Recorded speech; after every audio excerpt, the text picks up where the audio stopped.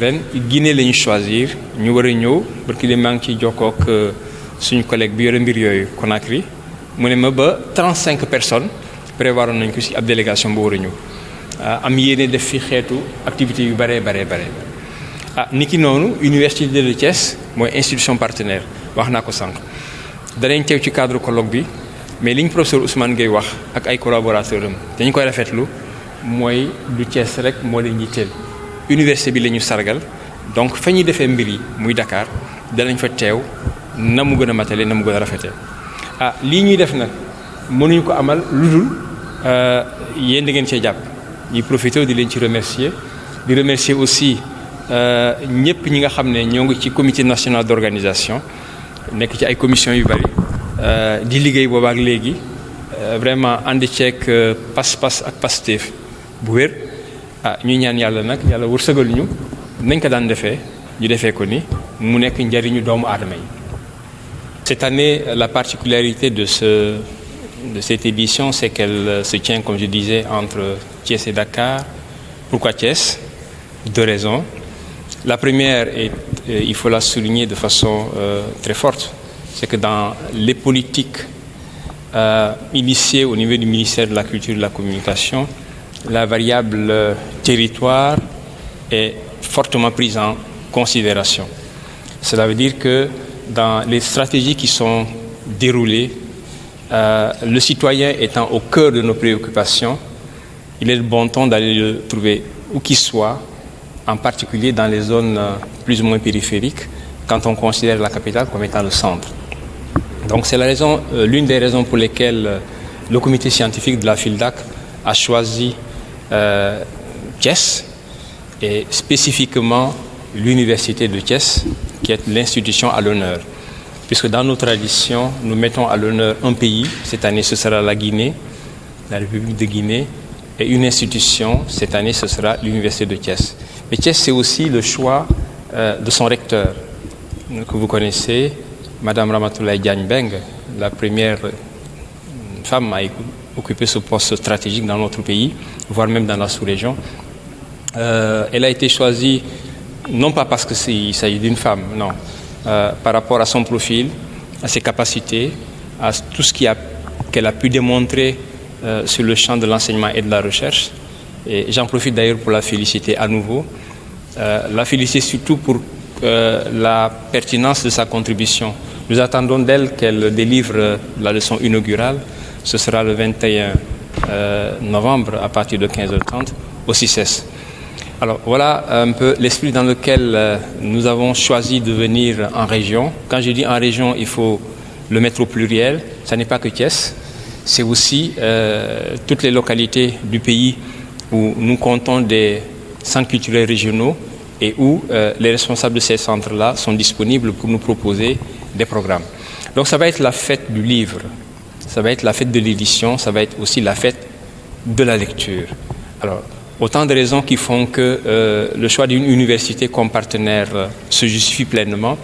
L'université de Thiès, comme les autres d'ailleurs, fait de très bonnes choses et nous avons estimé que c'était une bonne opportunité de faire voir l'intérêt de ce travail, de cet investissement, pour que on note les valeurs ajoutées, parce que cela n'apparaît pas très clairement et très souvent dans notre pays, malheureusement.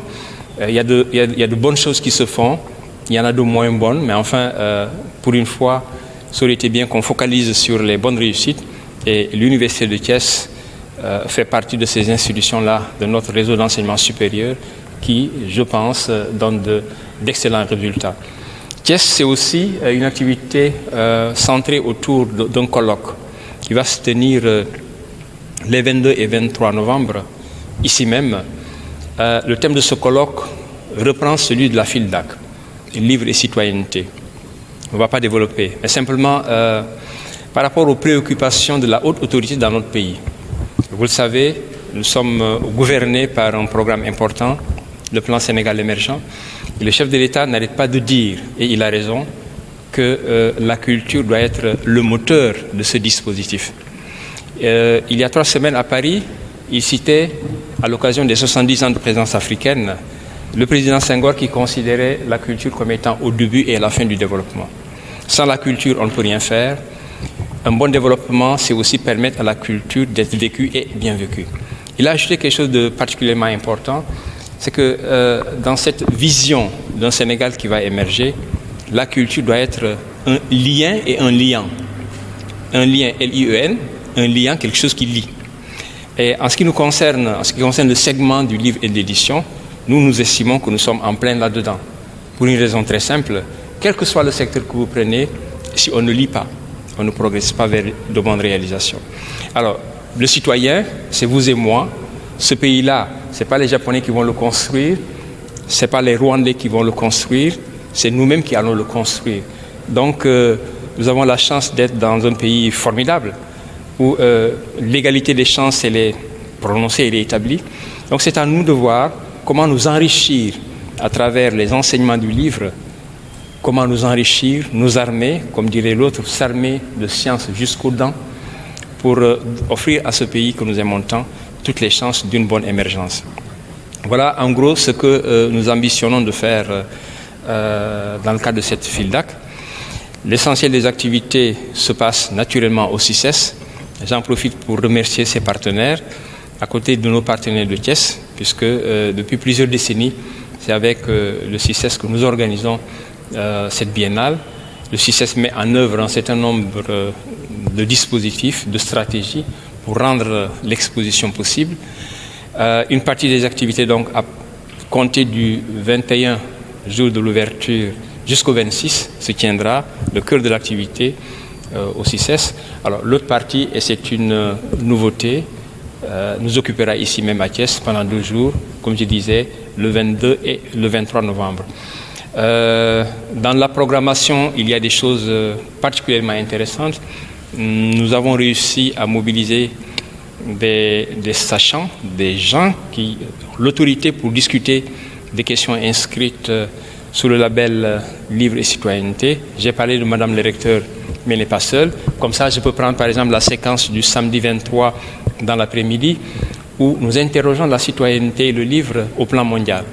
Alors, le comité scientifique qui prépare cette activité a choisi de mettre en regard croisé 2 personnages, 2 personnalités fortes dans notre pays. L'abbé Léon Sec, qui va croiser le regard de notre collègue Abdulaziz Kébé, professeur d'université et en même temps commissaire général au pèlerinage. Nous avons comme ça des moments importants auxquels naturellement nous vous convions, auxquels nous convions également toute la population de la ville de Thiès et au-delà de la région. Voilà donc en un mot un petit propos liminaire, en attendant peut-être de revenir sur 2 aspects selon vos questions. Mais globalement, nous savons que de plus en plus les jeunes abandonnent la lecture. Est-ce qu'il y a des politiques et stratégies qui sont mises en place pour inciter les jeunes à lire davantage? Alors à chaque fois qu'on me pose cette question-là, je commence par embêter la personne qui pose la question en lui posant une autre question. Qu'est-ce qui vous fait dire que les jeunes ne lisent plus? Et pourquoi focaliser sur les jeunes? Les adultes sont là. Mais enfin, c'est une façon de vous taquiner. Mais ce qui est intéressant dans votre question, c'est que c'est une problématique qui est là et qu'il faut adresser correctement. Moi, je suis de ceux qui pensent que les jeunes lisent autant qu'ils lisaient par le passé. Ce sont les modalités de la lecture qui ont changé. Tous ceux qui sont là disposent de smartphones aujourd'hui qui vous permettent de lire. Nous passons beaucoup de temps sur Internet. Qu'est-ce que nous y faisons? Nous lisons. Alors, l'intérêt de la question, c'est aussi de savoir comment accompagner ces nouvelles dynamiques et ne pas les subir. Alors là, cette question s'adresse à tous les formateurs, mais aussi aux citoyens, pris individuellement. Chez vous comme chez moi, il arrive peut-être des moments où nous retirons ces appareils aux enfants pour leur permettre de regarder plus intensément les livres tels que nous les connaissons, tels que nous les avons, pour leur permettre d'apprendre les leçons. Mais enfin, en faisant comme si vous aviez raison, on considère qu'effectivement, il y a un problème qui dépasse simplement ces nouveaux outils. De moins en moins, c'est vrai, on s'occupe de moins en moins à la lecture.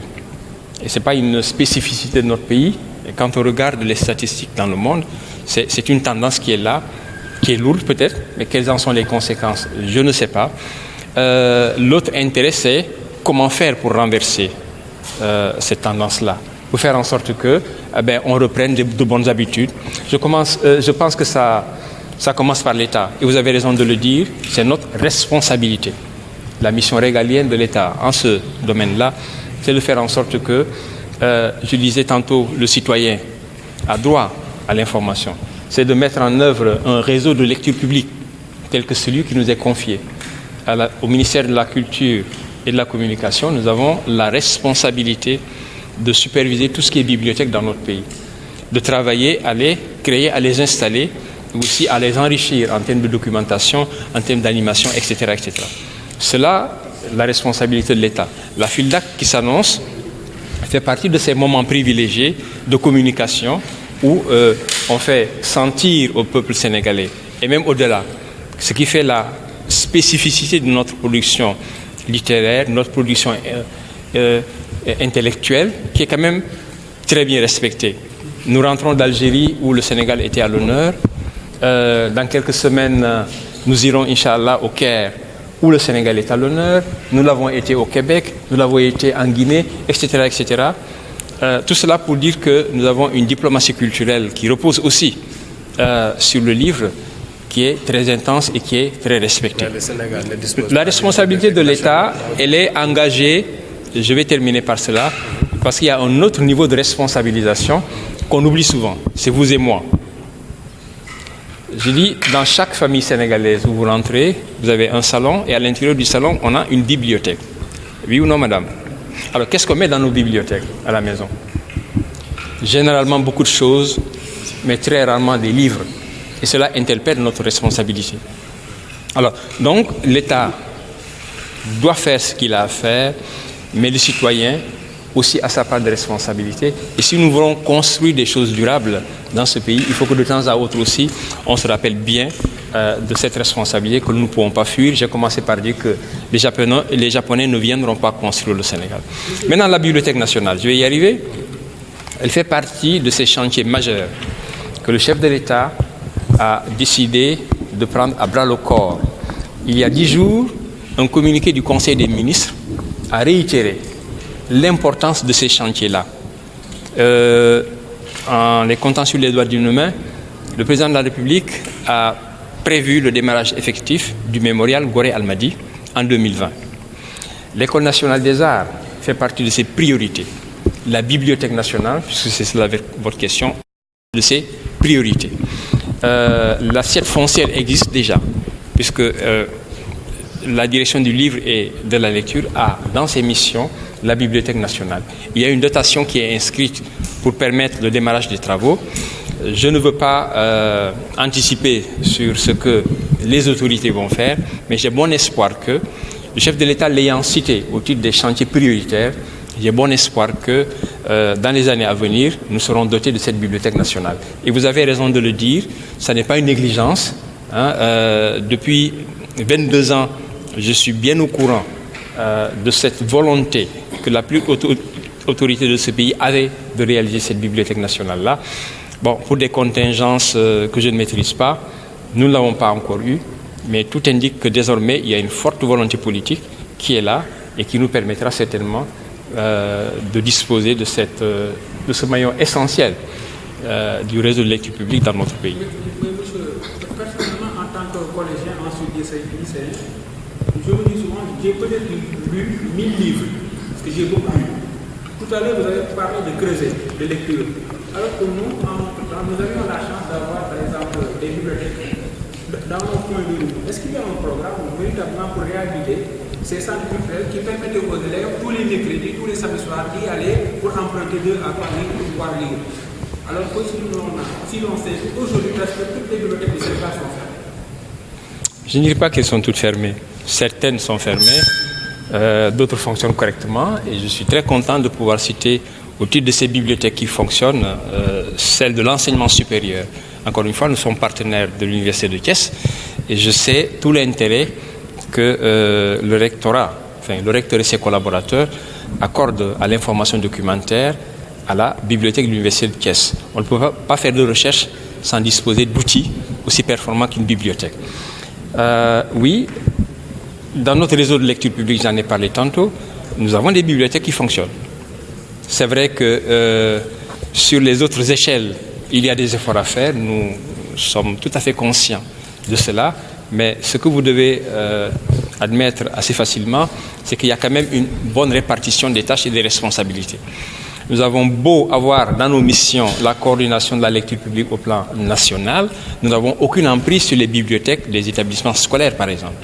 Bon, peut-être que dans le cadre de partenariat, il nous arrive d'encourager certains responsables d'établissements scolaires en mettant à disposition, dans le cadre d'une convention, soit des ouvrages, du matériel, de la logistique, de rangement, en proposant aussi des cycles de formation pour les personnels, puisque cela également existe dans nos missions.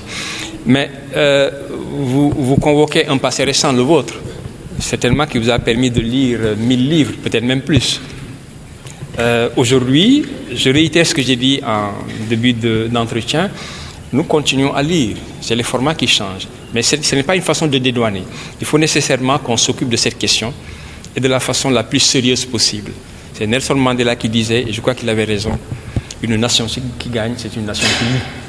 Alors si nous voulons que notre nation gagne, il n'y a aucune raison que nous ne travaillions pas à cela. Nous ne pouvons pas quitter ce Sénégal pour aller habiter au Burundi. Si nous voulons que notre nation gagne, essayons de rester un peu attentifs à cette vision d'avenir que Nelson Mandela a eue et qui simplement convoque l'importance du livre et de la lecture dans nos différents dispositifs pour le développement. Justement, vous avez souligné l'aspect, la valeur ajoutée. Est-ce que le livre africain est très bien vendu sur le continent? Mais surtout que ce livre-là coûte extrêmement cher. Oui, là on rentre... Dans un contexte économique extrêmement difficile. 10 000 francs, je ne suis pas très sûr. Nous sommes assez proches de ces questions-là. 10 000 francs, c'est généralement pour les cérémonies de lancement et de dédicace. C'est là où les auteurs estiment pouvoir faire un petit chiffre d'affaires. Mais après, les ouvrages de littérature, généralement, ne dépassent guère les 6 ou 7 000 francs. La culture a un coût. J'en arrive là. La culture a un coût. Moi, je suis de l'université. Il y a une dizaine d'années, le syndicat auquel j'appartenais, que j'appartiens encore, avait sorti un papier, un tract assez amusant en disant si la science coûte trop cher, essayez l'ignorance. Si la science coûte trop cher, il faut essayer l'ignorance. Aucun responsable, où qu'il soit, ne peut prendre le risque d'essayer l'ignorance dans son pays. Ce serait appelé à la catastrophe. Alors, cela veut dire quoi? Cela veut dire que, au niveau de l'État, encore une fois, la responsabilité, c'est de travailler à mettre des moyens. Mais je crois qu'au niveau purement citoyen, si nous voulons que nos enfants et nous-mêmes progressions pour la maîtrise des savoirs, il nous faut nécessairement investir dans le livre. Le livre ne permet pas à son producteur de bien vivre. Ça me permet de faire une transition pour les écrivains se plaignent souvent et à juste titre. Pourquoi? Parce que vous sortez un best-seller, si ce n'est pas des coffres forts numériques pour l'essentiel basés en Europe ou aux États-Unis qui vous font de bonnes ventes, les bonnes ventes, vous ne les réalisez pas sur place. Vous faites une cérémonie de dédicace avec 100 exemplaires que l'éditeur vous donne, les 50, vous les donnez gratuitement. Nous n'avons pas cette culture d'acheter le livre. Il m'arrivait souvent de taquiner les étudiants en disant votre techno coûte certainement 80 000 francs. Certains vous font des iPhone 10 ou 12 qui coûtent très cher. Mais en termes d'investissement dans les supports pédagogiques qui permettent de travailler et qui justifient la mission de l'étudiant, l'investissement c'est zéro. Ce n'est pas pour taquiner, c'est juste pour attirer l'attention sur le fait que si nous voulons véritablement booster ce secteur-là, naturellement, il faut que l'État y contribue. Il contribue à sa façon. Il y a un fonds d'aide à l'édition qui est suffisamment, qui est quand même assez bien doté de 600 millions chaque année, depuis 3 ans. Et avec ça, le ministère de la Culture et de la Communication essaie d'accompagner les opérateurs. Mais ça ne suffit pas. Si dans chaque budget familial, on intégrait un livre tous les 3 mois, c'est très symbolique, c'est peut-être insignifiant, mais à l'arrivée, ça créerait des habitudes de lecture et je crois que sur une échelle beaucoup plus grande, ça permettrait à l'économie du livre de mieux se porter. Donc il ne se porte pas très bien. Il aurait pu mieux se porter. Justement, pour coller au contexte des nouvelles technologies, on se rappelle qu'au Sénégal oriental, l'ONG avait expérimenté une bibliothèque numérique au sein des écoles. N'est-ce pas là une piste qu'il faudrait explorer davantage pour... Oui, c'est des solutions d'avenir. Hein. Dans le cadre des partenariats que nous avons avec beaucoup d'opérateurs, j'en profite pour parler de la francophonie d'ailleurs. Nous sommes appuyés dans le cadre de la lecture publique par l'Organisation internationale de la francophonie à travers le programme CLAC, Centre de lecture et d'animation culturelle. Alors, au cours des dernières années, le Sénégal a bénéficié d'un important apport de l'OIF qui nous a permis de monter en puissance, d'installer des bibliothèques régionales dans 4 régions, mais aussi de créer des espaces virtuels où l'accès aux livres par le moyen de l'ordinateur est de plus en plus privilégié. Alors, ça permet peut-être de mieux accéder aux bases et sources d'information. Ça permet aussi d'accompagner les enfants dans ce qu'ils aiment faire en réajustant la finalité de l'apprentissage par le biais de ces technologies. Voilà. Donc, c'est dire que c'est de nouvelles directions qui sont là, qu'il faut envisager très sérieusement. Mais comme j'ai l'habitude de dire, il y a des préalables.